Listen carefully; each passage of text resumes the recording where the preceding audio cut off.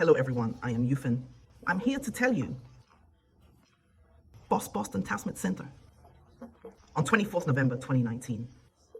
In the course of my 19 hours of medical treatment, the personal injury to me and human rights harm and discrimination against me, I went to the emergency room because of back pain. The emergency doctor gave me 2 aspirins and I was relieved. I'm leaving when I'm relieved, they say give you a little nutrient solution to replenish your strength, and then left me behind. 10 minutes after the nutrient solution, they were in my place. A transparent liquid is added to the nutrient solution. Well, after a while, I feel my heart beating. I feel like I'm suffocating. I feel that I'm about to die. I called for help. They told me you had a heart problem. You were going to be hospitalized, and then to do a heart CT. Hey, I said heart CT. I was in the same hospital 10 days ago. I did it. Everything works fine. I don't do it. But they didn't listen, and they still went through the formalities for me to be hospitalized. And then during the hospitalization process, they asked me to take my coat, my shoes, my bag, my jewelry, my family. I said at the time, should I wear it? They said they didn't need it because there was a pathogen. I put on a pathogen suit barefoot. I went to the hospital. When we got to the inpatient department, the nurse told me, you're leaving at 6 tomorrow morning. I said, leave me at 6. I haven't had time to see the doctor yet. I had to check, and then he said, tomorrow morning, 6 o'clock, you must go. And then he put a needle in my lower abdomen.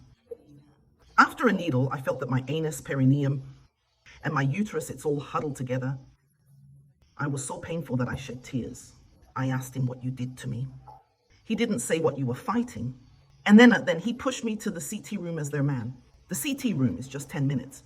They injected drugs into my left hand, pushed me into the machine, pushing carts, injecting drugs in my right hand, pushing me. Round trip 3 times. When the 3rd time I think I'm inside the machine, I'm going to explode. I just called for help. Then after they came out, they were going to do the 4th time. I went from the CT bed myself, and the CT had a bed, and I turned over to the ground.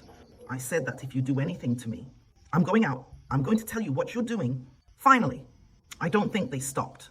I think it's very dangerous. I gave it to my friend who was the driver of the Uber. I'll tell him you come quickly. Come pick me up, drive me out. This hospital scares me, I'm scared.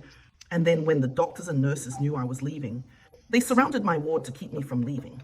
And then they say you go out and you die. I signed a waiver and they still won't let me go. I said my death outside had nothing to do with you.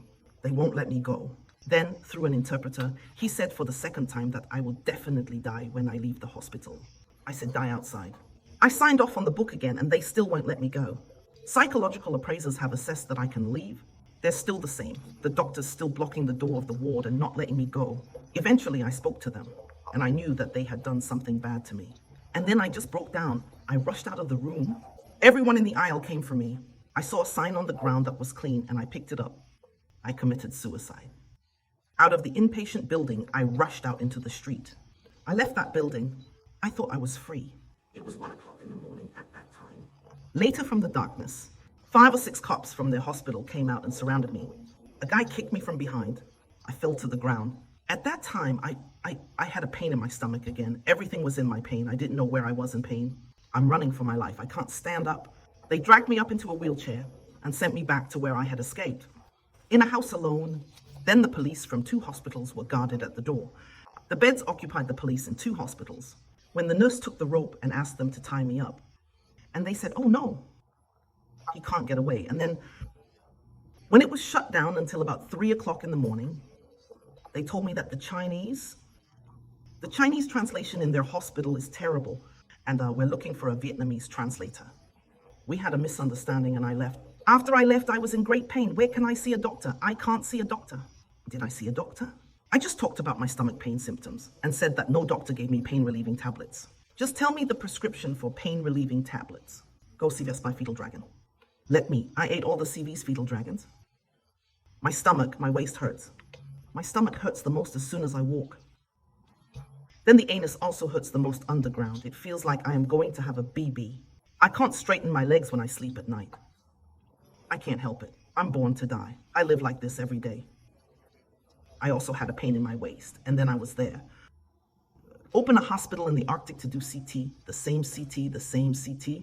Every doctor's answer is different. One doctor said you have a problem with your intestines. The doctor in another hospital said that your son has a problem with your liver. The doctor at the other hospital says you have a problem with your uterus. I was stupid. I didn't know what my problem was. He was in such pain and I didn't take any pain relief pills. I went to another country and the pain is still this T. The doctor saw that there was nothing wrong with you. Your pain is that you have a hole in your peritoneum. The needle they put in my peritoneum that night gave me a hole. Then I had a lumbago, and that night I fell. It caused a compression fracture of my first tail vertebra, a dislocation of 2, 3, 4. Because there was no timely treatment, it has become permanent now. Even this lifelong injury is going to hurt. Then I refused to accept it. I want to sue them. I can't get the case. I went to a lawyer to pay for the case. It took months. In the end, they changed the case for me. None of the doctors and nurses in the hospital who treated me that night. Regular doctors, interns. And then they tampered with my case.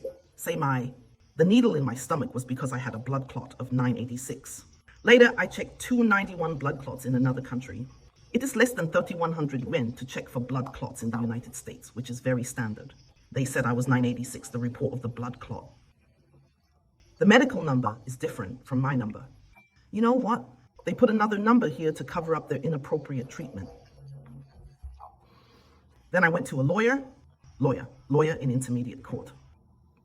Sue them for that law, the judge, and dismissed my lawsuit. The reason is because the only reason I didn't give the court the $6,000 stick. His ruling was made on July 27, 2022. However, my lawyer paid it on July 20th, 2022. Give him a paper and gave me a file. If he doesn't look at it, he makes the wrong verdict. Then I refused to accept it, and I found another lawyer to appeal to the Court of Appeal. The Court of Appeal made another ruling on June 6th last month. He upholds the ruling of the Intermediate Court. The Intermediate Court is wrong. The judges of the Court of Appeal didn't even look at it. Just keep this wrong. Wrong verdicts, they don't even read them. They didn't read the materials of my lawyer's appeal. What a great injustice it is to me. I refuse to accept it, and I will continue to appeal.